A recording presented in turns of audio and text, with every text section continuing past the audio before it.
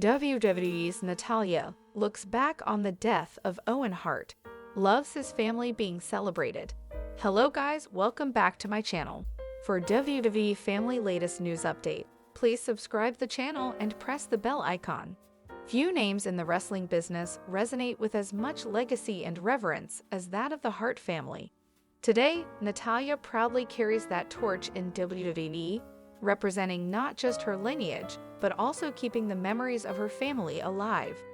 Recently, she appeared on the Growing Up Von Erich podcast.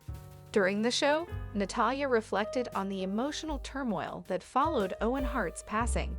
It was just such a hard time for our family. I mean, there's a million different emotions that we had.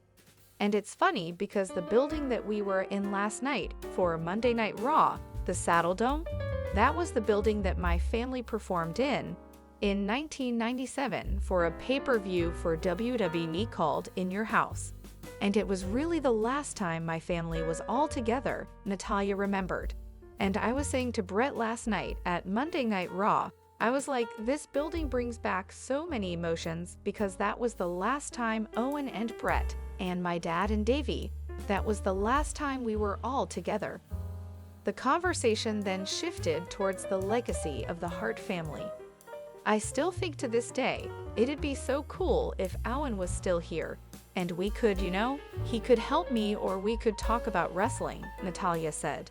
For me, I think it's so important to keep our family legacy alive. Because everything that my grandfather started, I want to be able to keep that moving, keep people remembering it.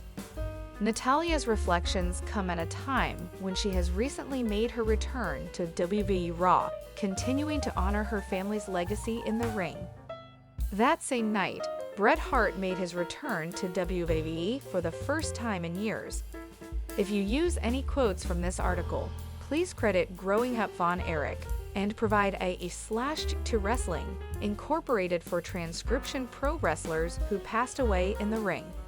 Professional wrestling is not a sport for the faint of heart. Much like other combat sports such as boxing and mixed martial arts, pro wrestlers legitimately risk their lives on a nightly basis to entertain the masses. As a result, even the strongest athletes and most proficient wrestlers are prone to accidents, which can oftentimes have fatal consequences. Premature death has long been a problem in the industry, however. Many early deaths in pro wrestling can be chalked up to drugs and health issues, stemming from a prolonged career in the ring. On a less frequent basis, one misstep can result in a wrestler losing their life in the ring, whether the fault lies squarely on themselves or their opponent. Emergency health events can also lead to disaster as, unlike most other athletes, many wrestlers will compete past their 50s, when health events such as strokes and heart attacks are more frequent. Here are 21 pro wrestlers who passed away in the ring. Perro Aguayo Jr. was one of the most high-profile wrestlers to pass away in the ring in nearly a decade at the time of his death. As the son of the original Perro Aguayo, the man known as Pedro Aguayo Ramirez outside the ring debuted as a 15-year-old in 1995 and frequently teamed with his father. He competed in AAA for 8 years, then left for the rival Mexican promotion CMLL. He wrestled for CMLL until 2008, then returned home to AAA for the final 7 years of his career. He also received Wrestling Observer Rookie of the Year and ranked as high as 8th in the 2007 edition of the Pro Wrestling Illustrated PWI 500, second among Mexican wrestlers. Aguayo wrestled his final match on March 20, 2015, a tag team match where he and Manic, T.G. Perkins, took on Rey Mysterio Jr. and Extreme Tiger for the Crash promotion in Tijuana.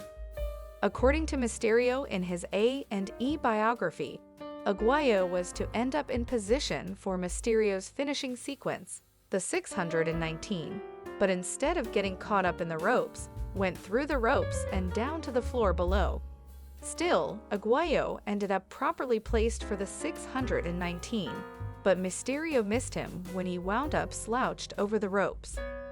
When Conan, who was in attendance that night, went to wake Aguayo up, The 35-year-old did not respond.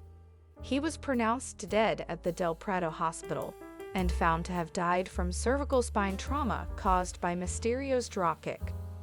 Upon landing in the ring ropes, the whiplash from the action snapped his neck, and autopsy results showed Aguayo broke his C1, C2, and C3 vertebrae, dying almost immediately as a result of a cardiac arrest due to a cervical stroke caused by the fractured vertebrae.